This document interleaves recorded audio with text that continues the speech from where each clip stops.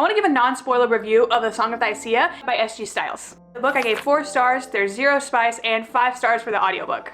It is an indie author, and I was so glad that I received an audiobook for it, and I was enjoying it so thoroughly that I went ahead and before I even finished the audiobook, I picked up a physical copy. The best way I can describe this book is by saying it's an action-packed, multi-POV, cleaner version of Game of Thrones with more romance. If there's one thing I love about fantasy, it's political intrigue, and this book delivered. There were so many different characters, so many different houses and rivalries, and everyone had their own ulterior motive, their own background for why they were doing the things that they do. I will say the first few chapters were hard to follow simply because of the scope of the world and the kingdoms and the different characters. I would highly recommend going and looking at the maps, looking at the family tree also. It is very helpful, especially in the beginning. But I won't dock points out of that because I know how fantasy works. The writing, when it comes to the prose, it was perfect. It was the perfect amount of descriptive without being overly flowery. It was just a really well-written book. If there's one thing that I hate about fantasy is when the author uses modern lingo and language.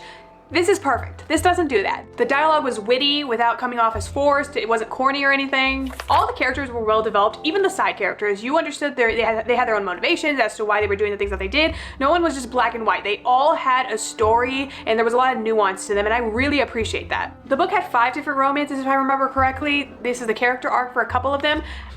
They were all well developed, and I'm just gonna say that while I had a favorite, they all tugged at my heartstrings. And according to the author, the second book is gonna have even more romance with my favorite couple, which are the ones that are on the cover. The audiobook, the narrators were spot on. They were so good. You could really feel their emotion when they were voice acting. It was great. Extremely, extremely talented. My one critique and the thing that kept me from giving this book 5 stars is that I wish I was more connected to the characters. Like I mentioned, it's very action-packed, and with such a large cast of characters, I just needed some time to breathe. I think it would have benefited from more genuine conversations. Like the relationships between the siblings in this book, beautiful. Might have been one of my favorite parts, like the way they teased each other and how it was very, very realistic to how siblings act. And I just wish there were more times like that, like more scenes where the characters got to just be themselves and not be fighting for their lives.